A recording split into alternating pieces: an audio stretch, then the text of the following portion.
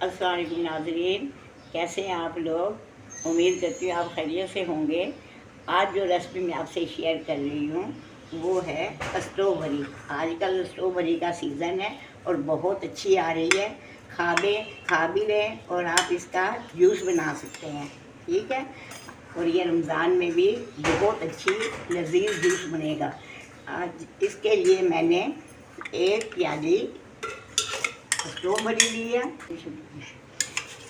2 table spoon आपने चीनी add कर दी है और इसमें 1 चुटकी नमक ऐड करना है, ठीक है। इसके बाद आप इसमें आधा गिलास पानी डाल दें और इसको आपने ग्राइंड करना है। स्ट्रॉबेरी का जूस तैयार है, मज़ेदार लजीज तैयार हो गया है।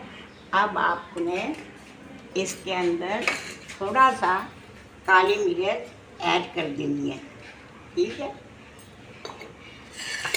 ये लीजिए, स्ट्रॉबेरी का जूस तैयार है। आप लोग भी इसको इसी तरह बनाइएगा। अगली रेसिपी तक के लिए आप मुझे इजाज़त दीजिए। अल्लाह हाफिज़।